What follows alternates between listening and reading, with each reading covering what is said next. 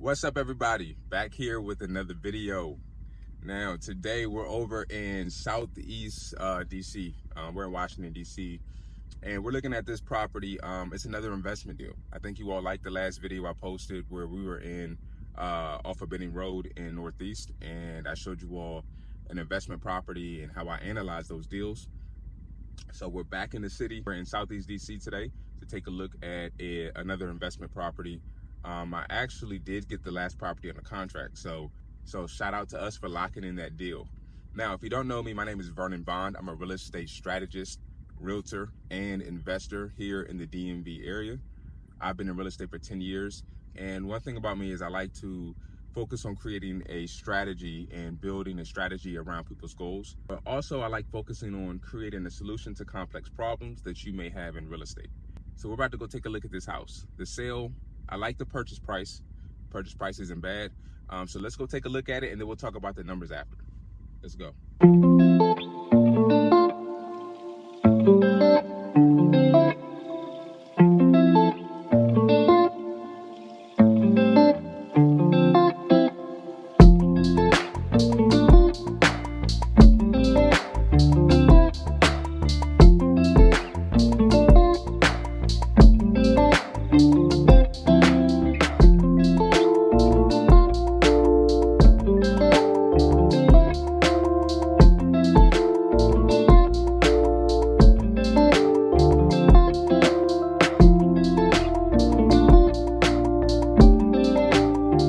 All right, we are inside.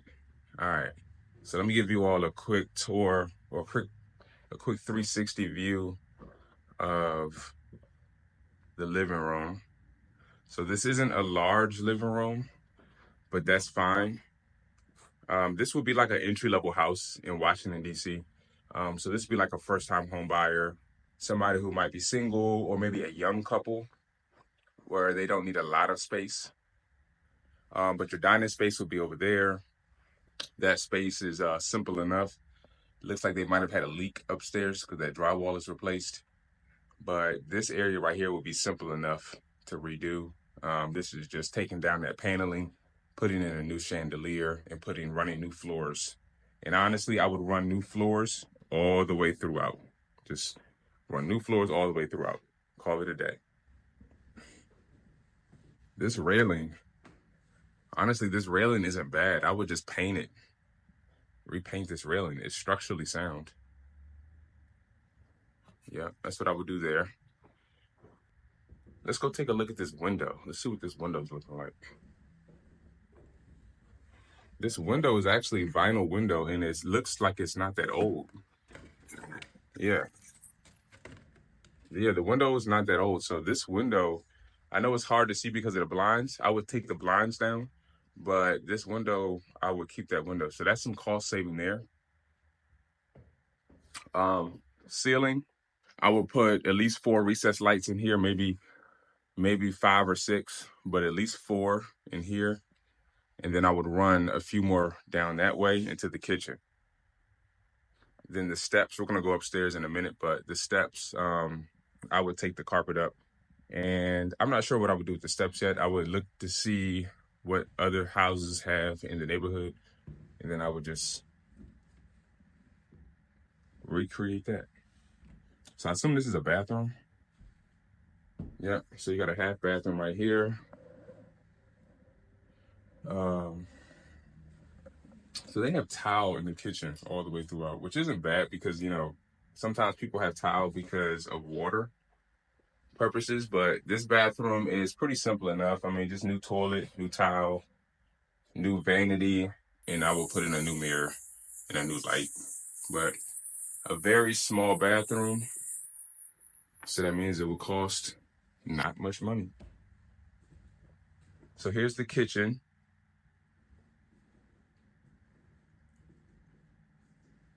All right. So here's the kitchen space. All right, so here's what I would do simply in this kitchen. I would take this wall out here and make this an island. I would move the oven here because when you have an oven, you need to have a range over top. And if you have an island here it wouldn't make sense to keep the oven here because then you would have to somehow put a range to come from the ceiling, which would obscure the view outside of the kitchen. So you don't want this obnoxious range just hanging down from the ceiling. And trust me, you don't want that. Now, I'm not telling you all that because that's just my taste. I'm telling you all because I actually made that mistake. So I did a flip about 5 years ago where I did a hood range, and I had it in the island, so it just came down from the ceiling. It kind of had like a hibachi style type of setup. People hated it. People hated it. The house sat on the market for like 60 days. I would move the oven here, move the sink here. So I would swap them. And then, like I said, this will be an island. So I would just need to find a place to put the fridge. So I would have to figure that out. But it would be best to open this up so that you can see the kitchen from here, from the living room, and you can see the living room from the kitchen. So this is where you would like put your breakfast table here. And honestly, I would just put recessed lighting in the ceiling all throughout the kitchen. So, and call it a day. This is a very large sliding door. It may not look large in the video, but typically a sliding door are just 2 panels. So like they would stop like right here, but it has an extra panel. So it does bring in a lot of light. But the problem is it needs to be replaced because the glass is broken on the other side. You may not be able to see it, but the glass on the other side is broken. So this needs to be replaced. And this is at least gonna be anywhere from $1,000 to $1,200. All right, so let's head upstairs. This would have to be removed, obviously. Somebody's grandma was living here at some point. So this would have to be removed. This is pretty much a chair that allows people to go up and down the steps who struggle with walking.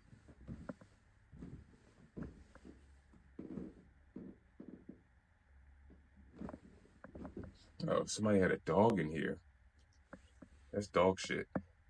Yeah, that's dog poop. So somebody had a dog in here. Make sure I don't step on that. All right. Here's the primary bedroom. Decent sized bedroom. Decent sized bedroom up here. This bedroom isn't large enough to put a bathroom in, but I think that's okay because this is an entry-level house in DC, so the price point would not demand a primary bathroom. But here's the hallway bathroom, and there's no light, but you can see in here, everything will be ripped out, and we would just replace everything. New shower with towel, new tile on the floor, new toilet, put a new vanity in, new mirror, fresh paint, new light, and new exhaust, and call it a day. Here's the second bedroom. Decent sized bedroom.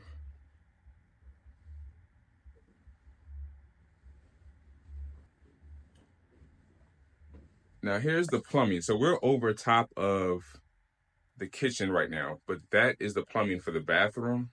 And let's see, the bathroom. Yeah, the bathroom is right over top of that dining space downstairs.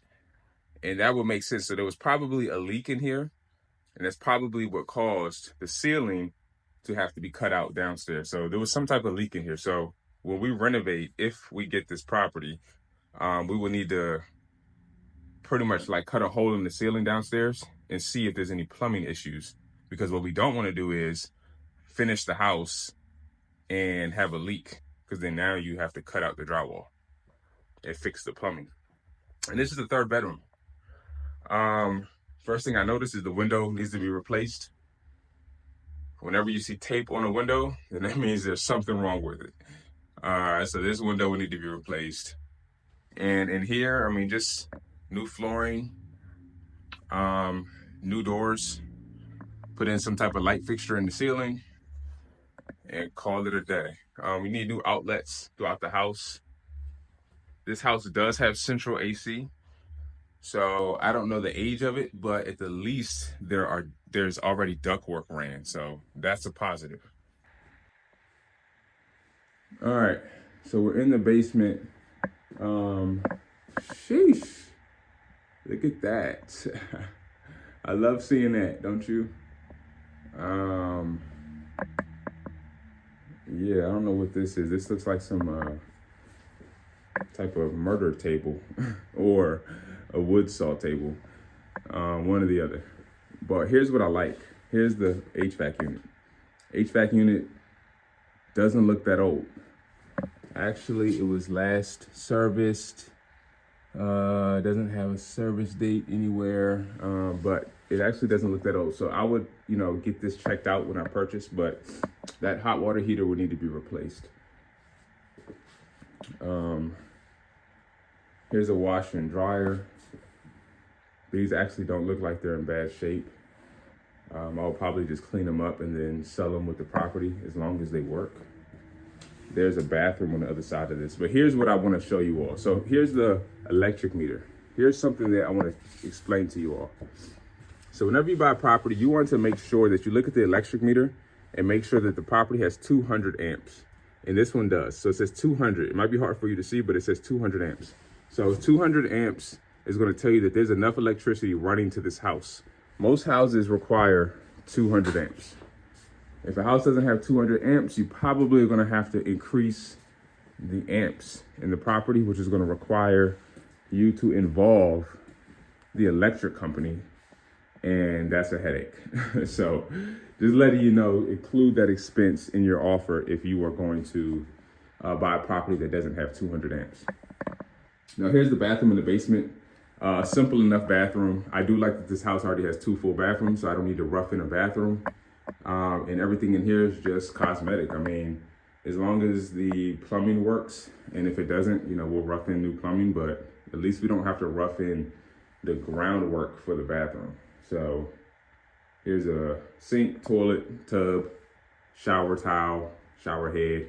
All of that will be replaced, and simple enough. So here's the living room down here. Pretty big space. One thing about this is it has high ceilings. I'm 6'1", and the ceiling is right here, but this is a drop ceiling, and there's a whole nother foot of ceiling space up here behind the drop ceiling. So there's about 8 feet of head height down here, which is unique. I mean, you normally don't see that in the city. 8 feet head height in the basement is crazy.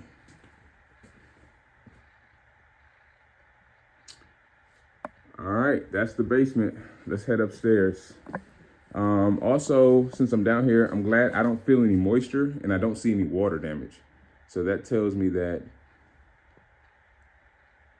this basement doesn't have any water issues. All right, everybody, I'm back home, and you know what time it is. It's time to go through the deal and make sure it truly is a deal. So we're going to analyze the numbers. Now, before we do that, I'm going to give you some information about the house. So the property is a 3-bed, 2.5 bath house. It's 1,115 square feet. The list price is actually a good price, $245,000. Now I estimate that the ARV is somewhere around 450K. I'm going to run some numbers to make sure that's the case. The home has 3 levels. It was built in 1976. Here's what I do like about the house. The home already has a lot of the heavy lifting items, at least pre-ran. For example, the HVAC, I don't know the age of the HVAC. It doesn't look that old, but at least the duct work has been ran, so I don't have to do HVAC roughing. The plumbing, the home already has 2.5 bathrooms. So yes, I do have to remodel the bathrooms, but I don't have to rough in a new bathroom anywhere. Also electrical, the home already has 200 amps, so I don't have to do a heavy up on the electrical. So these are things that are going to save me not only money, but they're going to save me a substantial amount of time. Because when you have to do roughing, you have to pull a permit that requires roughing, and that creates more time, more steps, which costs more time and also costs more money. So this project is going to save me quite a bit of time and quite a bit of money, because I won't need to rough in certain things in the house like plumbing, electrical, HVAC. All of that stuff is already done. I just need to replace it. So now I want to go through the numbers and make sure that this thing really is a deal, and I'll let you know what I'm going to offer for it. All right, guys. So we're looking at my real estate flip analysis tool. If you watched my previous video, then you may be familiar with this tool. But for those that are not, this is a tool that I've created that I use to analyze all of my real estate transactions that I plan on flipping. Now, this tool is very interactive and it's very simple. So all I have to do is answer the questions in yellow and it will spit out the profit over here in this section. So if I just answer these 5 or 6 questions over here on the left, then I will know over in this area whether this is a good deal. So let's go ahead and get started. So the first question is, what is the purchase price? So they're currently listed at $245,000. So we're going to answer that question. The next question is financing fee. So what does my lender charge me for origination points? This is just simply the points that any bank is going to charge you to fund the loan. So some banks call it origination, some banks call it a financing fee, but my bank charges me 2%. The next question is, what are your repair costs? So if you're not familiar with my tool, I have a section right here called Repair Amount Estimator, and this will estimate my repair costs. So this is pretty cool. I really love this tool because it does all the hard work for me. I don't have to bring my contractor to the property because this is going to give me a rough estimate on what I'm going to spend. So let's go ahead and fill this section out so that I can insert the repair estimate up here. So the square footage on this property is 1,450 total square feet. The bedroom count is going to be 3 bedrooms. The bathroom count is going to be 2.5, so 2.5. That's how many bathrooms are currently in the home. Does the home need a new roof? I'm going to say yes. Scope of repairs. We're going to do a moderate renovation. We're not going to do a light cosmetic repairs because this project demands more than that. And we're not going to do a full renovation because this property doesn't need any type of rough-in. We don't need to add a bedroom, add a bathroom. We don't need to do any major structural work or anything. So we're going to do a moderate renovation. We're going to do luxury finishes. So now this calculated $80,000. So I'm going to take that 80 grand and move that number up here to repair costs. So 80,400. The next question is down payment. So my bank typically charges or requires me to put 20% down. So I'm going to put 20%. What is the after repair value? So I've already run my comps and my after repair value is going to be 450,000. So that's there, right there. And then project time frame, 5 months. So this is going to be the entire time of the project. So it's going to take me probably about 60 days, 90 days max to do this renovation, and then another 60 days to sell. So 5 months is all I will probably need. And now that those questions are answered, I come over here in this section and I just have to complete this one last question in yellow. And that is, what is my interest rate on my loan? It's going to be 10%. So that's in there already. But you can input whatever interest rate that your bank charges you over here in this yellow cell. And now that that is done, what I do is I always go down here to this section where it says financials and I take a look at these numbers. The first thing is going to be gross profit. So 161,000, that's a good number, 161, but that doesn't tell me everything. That tells me what I'm going to gross. What I really care about is what my net profit is going to be. So your net profit is going to be 74,000, which is a good deal. This section is 86,000 is what it's going to cost me to put into the deal, my entire money invested. So your net number is just your gross profit minus your investment amount of 86,000, and that leaves 74,000, which is a really good return. And that's an 86% return on my money. Now that leaves me an investor score of an A.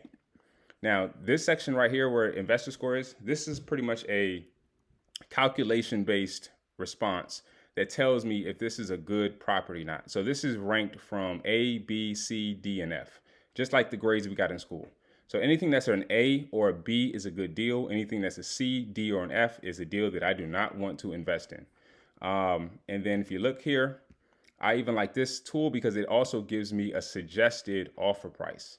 So if you notice, the suggested offer price is $243, which is not far off from where they're listed.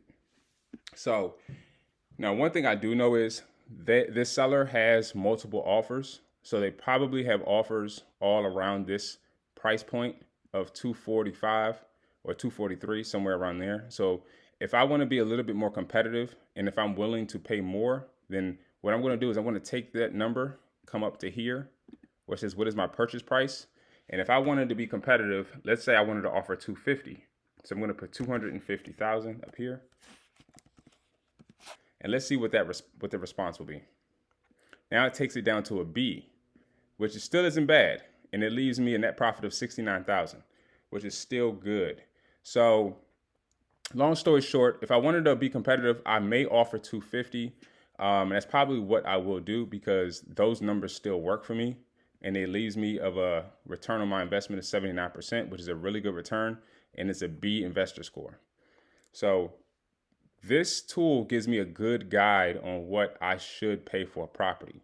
Now, let's say the property was listed for $280,000. Now let's see what that spits out. It spits out a D and a 39% return on my money. And you may be thinking 39% return is still a pretty good return because where are you going to get that in any other investment vehicle? But the thing is, I'm going to net 37K, but I'm going to invest 95,000, almost 100K. So for me to risk 100K just to make 37K, that's not that great in the terms of real estate. Because if I make any mistakes during the course of this project, this 37,000 can get cut in half. So 280,000 would be way too high for me to offer on this property. I'm probably going to stick around that 250 price point and submit that offer and see what happens. So I just wanted to show you all this tool and show you all exactly how I analyze my deals. I'm going to continue to show you all this process, this part of it, because this is really where the money is made. You don't want to just give people an offer based on just some generic formula. Like a lot of investors use the MAO formula, also called as the max allowable offer formula, which is just 70% of the after repair value minus repair costs. So that's a general formula that you may want to use as a guide, but this tool right here laser focuses into all the numbers and gives you a really detailed breakdown of what your profit should be. So if any of you all want access to this tool, just leave a comment in the comment section, and then I'll give you all a link or send you all something where you all can get access to this tool. So I want to thank you all for checking the video out today. If you've not done so already, go ahead and subscribe to my page. Go ahead and like the video, and go ahead and hit that alert bell so you know when I post more videos. Until next time, guys, thanks.